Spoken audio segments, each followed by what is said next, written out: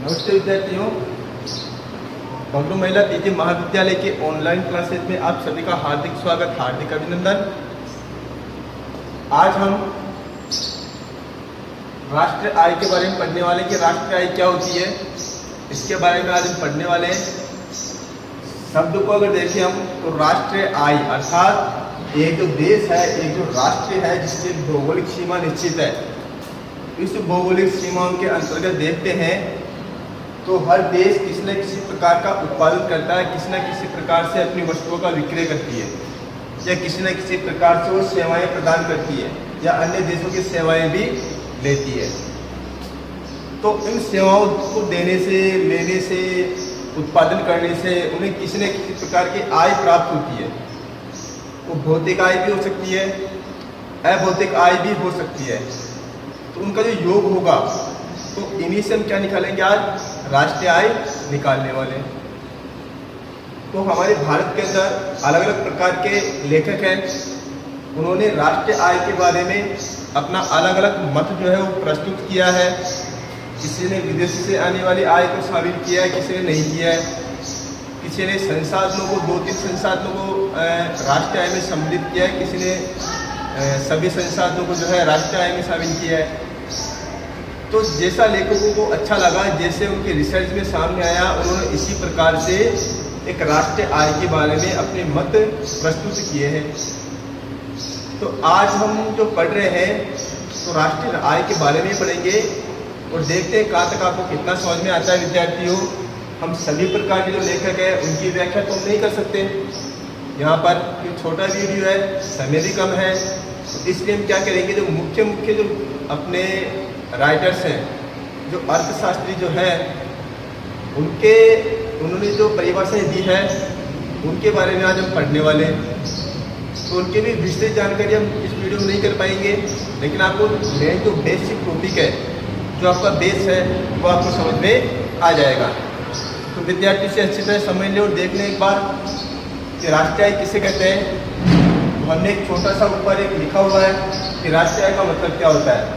सबसे पहले एक बात देख लें कि राष्ट्रीय आय की गणना से पहले आपको एक दिमाग में एक देश को ले लेना है और देश की भौगोलिक सीमाओं को ले लेना है, क्योंकि ये जो विश्व जो है, इस विश्व में बहुत सारे हमारे पास महाद्वीप है, उन महाद्वीप में अलग अलग प्रकार की सीमाएं बनी हुई है। एक निश्चित देश से निश्चित सीमा बनी हुई है। उस सीमाओं के अंतर्गत जो जमीन जो आती है, जो भूमि का भाग आता है, वो एक किसी देश का पर्सनल भाग होता है, उसको उस देश के व्यक्तियों का अधिकार होता है। और वहीं पर व्यक्ति जो रह रहे हैं वहाँ उत्पादन भी करते हैं, विभिन्न सेवाएं भी देते हैं। और उसी भूमि के अंदर या प्राकृतिक वातावरण, जो प्राकृतिक वातावरण है वहाँ पर जो प्राकृतिक संसाधन जो उनके पास उपलब्ध होते हैं, वो उनका उपयोग करते हैं और विभिन्न प्रकार की वस्तुओं का उत्पादन और सेवाएँ देते हैं। तो पहले ये बात को समझ लें एक बार कि भौगोलिक सीमा के अंदर की बात होगी। अगर कोई बाहर से किसी प्रकार का उत्पादित वस्तु हम ले रहे हैं या हम बाहर भी कहीं बेच रहे हैं, है ना, तो भी वो देश में सम्मिलित करेंगे या नहीं करेंगे, ये आगे का विषय है। लेकिन देश से संबंधित होना चाहिए, वो अपने देश से संबंधित होना चाहिए। तो एक बार हम अर्थ देख लेते हैं। अर्थ को देखने से हमें पता चल जाएगा कि राष्ट्रीय आय वास्तव में क्या है। अर्थ में देखते हैं हम, राष्ट्रीय आय का अभिप्राय सकल राष्ट्रीय उत्पाद के, अर्थात जो सकल राष्ट्रीय उत्पाद है, सकल राष्ट्रीय उत्पाद का मतलब एक भौगोलिक सीमाओं के अंतर्गत हम जितना भी उत्पादन कर रहे हैं, सकल राष्ट्रीय उत्पाद के उस भाग से, उसका एक भाग है जो किसी वर्ष विशेष में, अब विद्यार्थियों जो किसी वर्ष विशेष में, अर्थात हम राष्ट्रीय आय की गणना जो है वो एक वर्ष के अंतर्गत करेंगे। ऐसा नहीं है 6 महीने की कर रहे हो, 7 महीने की कर रहे हो, 2 साल की कर रहे हो, 2.5 साल की कर रहे हो या 5 साल की कर रहे हो। हम प्रति वर्ष के हिसाब से इसकी गणना करेंगे, क्योंकि हमारा जो भारत का जो व्यावसायिक चक्र जो होता है वो 1 साल का होता है। अप्रैल से लेके 1 अप्रैल से हमारा व्यावसायिक चक्र चालू होता है, ठीक है। 1 अप्रैल से लेके 31 मार्च जो है हमारा, तो 1 अप्रैल से 31 मार्च तक जो है हमारा वो हमारा व्यवसाय का एक चक्र होता है और इसी चक्र के अनुसार हम क्या करेंगे, राष्ट्रीय आय की गणना करते हैं। तो इसलिए वहां पे लिखा गया है जो किसी वर्ष विशेष में देश के विभिन्न उत्पादन साधनों को, विद्यार्थियों ध्यान देना, देश के विभिन्न उत्पादन साधनों को, अब गौर से इस चीज को समझ ले विद्यार्थियों कि एक देश की तो भौगोलिक सीमा होती है, इस भौगोलिक सीमाओं में बहुत सारे संसाधन पाए जाते हैं, उत्पादन के संसाधन पाए जाते हैं। आप उन उत्पादन के संसाधनों का एक वर्ष में जो उत्पादन कर रहे हो, सेवाएं दे रहे हो, तो उन्हें आपको जो है उनको प्रतिफल के रूप में कुछ ना कुछ देना पड़ेगा।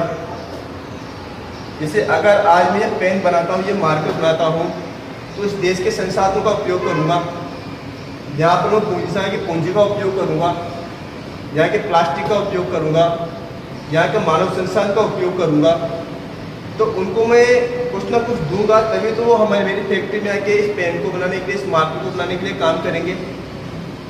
तो इस मार्कर का उत्पादन करने के लिए मुझे बहुत सारे पैसे जो है अलग अलग टुकड़ों में लोगों को देने पड़े उन संसाधनों का उपयोग के बदले।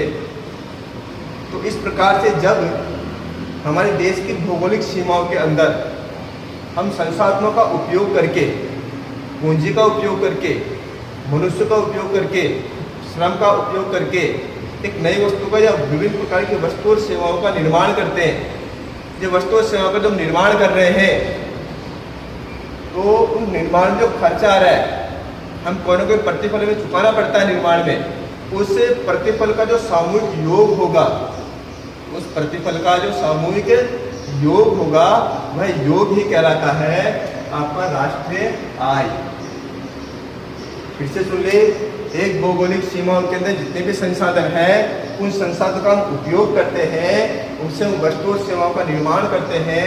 अब वो वस्तु और सेवाओं का जो निर्माण कर रहे हैं वो फ्री में काम करेंगे नहीं, हमें किसी न किसी रूप में, किसी न किसी प्रकार से उन्हें कुछ ना कुछ देना होता है, प्रतिफल के रूप में हमें कुछ उनको देना होता है। जो प्रतिफल जो चुका रहे हैं, चाहे पैसे के रूप में हो या अन्य किसी साधन के रूप में हो, उनका जो योग होगा वो योग ही क्या कहलाएगा, राष्ट्रीय आय कहलाने वाला है। ठीक है विद्यार्थियों, तो ये तो है एक छोटा सा अर्थ जिनको हम सामान्य रूप से समझ सकते हैं, जो हमने पहले ही बहुत बार पढ़ा है। ठीक है, अगर हम गौर से देखें, अगर और डीपली देखें इसको, ठीक है विद्यार्थियों, तो हमारे सामने क्या निकल के आता है, हमारे सामने निकल के आता है एक भौगोलिक सीमाओं के अंदर अगर हम किसी प्रकार की वस्तु और सेवाओं का निर्माण करना चाहते हैं तो हमें क्या क्या करना पड़ेगा। देखिए विद्यार्थियों, हमें उत्पादन के जो विभिन्न संसाधन हैं, उन संसाधनों का अगर हम उपयोग करते हैं, उत्पादन के विभिन्न संसाधनों का हम उपयोग करते हैं, तो एक नई वस्तु का निर्माण होता है, एक नई सेवा निकल के सामने आती है। उन सेवाओं का उपयोग करने के लिए, उनका उत्पादन करने के लिए हमें क्या क्या देना होता है, मजदूर को मजदूरी देनी होती है। हमारी कंपनी में कोई व्यक्ति काम कर रहे हैं तो वो मजदूरी देनी पड़ेगी हमें। मजदूरी के साथ साथ हमें अगर पैसे लिए हैं तो वो लगान देना पड़ेगा, जमीन अगर हमने ले रखा है तो जमीन पर हमें क्या देना पड़ेगा, लगान भी देना पड़ेगा। तीसरा वेतन, तो ऐसा व्यक्ति है, मजदूरी और वेतन में विद्यार्थियों अंतर होता है ना, वो हम बाद में पढ़ेंगे एक बार। उनको वेतन देना होता है हमें, ठीक है। जो मंथली काम करते हैं उन लोगों को, जो हमारी कंपनी में डेली काम कर रहे हैं, जो पढ़े लिखे अच्छे ज्ञानवर्धक व्यक्ति होते हैं, वो अपना ज्ञान का उपयोग करते हैं, हम उनको वेतन देना होता है हमें, ठीक है। तीसरा है ब्याज, तो आपने कहीं से पूंजी उधार लिए, पैसे उधार लिए, उन पैसों को आप अपने व्यवसाय में लगा रहे हो तो उनको आपको ब्याज भी देना पड़ेगा, तो हमने उनका ब्याज भी दे रहे हैं। और एक व्यक्ति इसकी कंपनी है तो फ्री में काम करेगा नहीं, उसे कुछ ना कुछ लाभ भी तो प्राप्त होना चाहिए।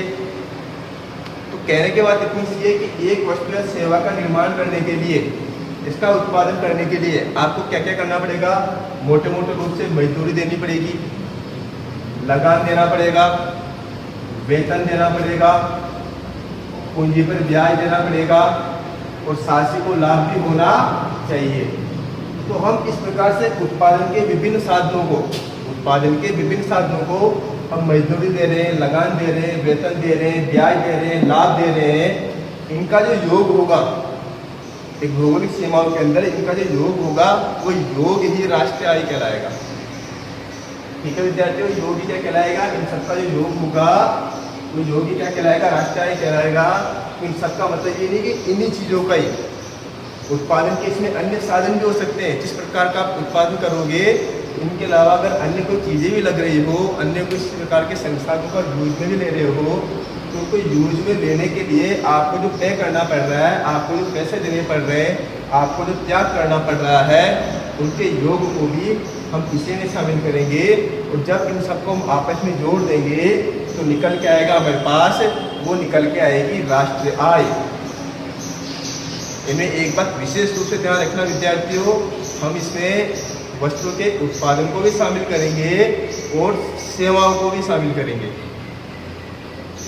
ठीक है विद्यार्थियों, देखते हैं एक बार, अगर हम इसकी परिभाषा पढ़े तो ये परिभाषा जो है हमारे मार्शल जी ने दी है।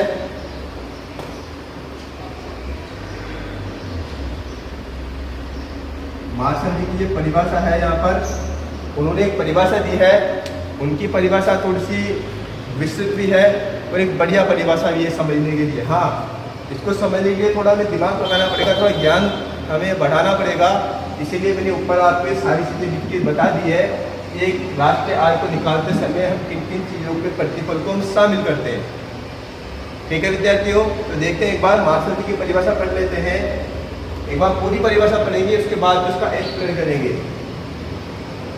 किसी देश की पूंजी व श्रम का, किसी देश की पूंजी व श्रम का उसके प्राकृतिक साधनों पर, उसके प्राकृतिक साधनों पर प्रयोग करने से प्रतिवर्ष, अगर आप किसी देश में पूंजी और श्रम है, उस पूंजी और श्रम का आप उपयोग कर रहे हो, उनकी जो वहाँ के प्राकृतिक संसाधन है, उसे प्राकृतिक संसाधनों पर आप अगर पूंजी तथा श्रम का उपयोग करते हो, कब करते हो, प्रतिवर्ष आप उपयोग कर रहे हो, तो भौतिक व अभौतिक वस्तु, तो आप अगर किसी देश की पूंजी और श्रम का उपयोग वहाँ के प्राकृतिक संसाधनों पर कर रहे हो, वहाँ पर आप भौतिक तथा अभौतिक वस्तुएं या सेवाएं जो आप बना रहे हो, उन सेवाओं का विशुद्ध जो आप उत्पादन जो हो रहा है, वस्तुओं का तथा सेवाओं का जो उत्पादन हो रहा है, उस संपूर्ण उत्पादन का जो योग होगा, वो योग क्या कहलाएगा, राष्ट्रीय आय या देश का आगम या राष्ट्रीय लाभांश कहलाएगा। अर्थात अगर इसको छोटा करके देखें हम, अगर इसकी विस्तृत परिभाषा को हम छोटा करके समझे, तो इनके कहने का मतलब है, मार्शल जी का कहने का मतलब ये है कि हर देश के पास किसी न किसी प्रकार का प्राकृतिक संसाधन पाया जाता है। अगर प्रत्येक देश के पास वहाँ के प्राकृतिक संसाधन पाए जाते हैं, कहीं पे ज़्यादा पाए जाते हैं, कहाँ पर कम पाए जाते हैं, कहीं पर अलग अलग प्रकार के प्राकृतिक संसाधन पाए जाते हैं, कहाँ पर कहीं पर कोयला ज़्यादा होता है तो कहीं पर गैस ज़्यादा होती है, कहीं पे पेट्रोल ज़्यादा होता है तो कहीं पर खाद्यान्न की फसलें होती है वो ज़्यादा उत्पादन होती है।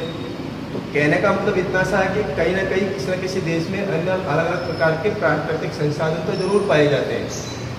तो वहाँ के प्राकृतिक संसाधनों को आप पूंजी और श्रम अर्थात पैसे और मेहनत लगाकर आप उन प्राकृतिक संसाधनों का उपयोग करते हो और उनका उपयोग करोगे आप, तो किसी न किसी वस्तु या सेवाओं का निर्माण हो जाएगा। तो किसी भी वस्तु तथा सेवाओं का जो निर्माण हो रहा है, तो उनका जो योग होगा, वो योग क्या कहलाएगा, आपका वास्तविक क्या कहलाएगा, राष्ट्रीय आय, देश का आगम या राष्ट्रीय लाभांश कहलाएगा। तो इस प्रकार से मार्शल जी ने जो परिभाषा दी है, इस परिभाषा में दो चीज़ें सबसे बढ़िया लिखी है इन्होंने। दो चीज़ें कौन सी लिखी है विद्यार्थियों, देखो कि हम जो उन संसाधनों का जो उपयोग कर रहे हैं, वहाँ के प्राकृतिक संसाधनों का हम पूंजी और मेहनत लगा के, अपना श्रम लगा के जो उत्पादन कर रहे हैं, उससे एक तो भौतिक वस्तुएं और अभौतिक वस्तुएं, इन दोनों प्रकार की चीज़ों का निर्माण हो जाता है। और प्लस सेवाएं तो है ही, तो इन चीज़ों का निर्माण हो जाता है। तो इन्होंने कुछ भी नहीं छोड़ा है, इन्होंने सभी चीज़ों को सम्मिलित कर लिया है। इसलिए परिभाषा जो है अन्य परिभाषाओं से बेस्ट और बढ़िया परिभाषा मानी जाती है। देखिए इन्होंने यहाँ पे कुछ भी नहीं छोड़ा है, सारी चीज़ों को सम्मिलित कर लिया है। अब इसके अलावा किसी भी देश की भौगोलिक सीमाओं के अंतर्गत कुछ बचता ही नहीं है। इसलिए ये परिभाषा सबसे अच्छी परिभाषा मानी जाती है। और ये परिभाषा कहती है कि देश की सीमाओं के अंतर्गत प्राकृतिक संसाधन जो है उनका उपयोग आप पूंजी और श्रम लगा के करते हो, उनका उत्पादन को भौतिक और अभौतिक उत्पादन तथा सेवाएं, इनका सामूहिक योग जो होगा वो योग ही क्या कहलाएगा, राष्ट्रीय आय कहलाएगी।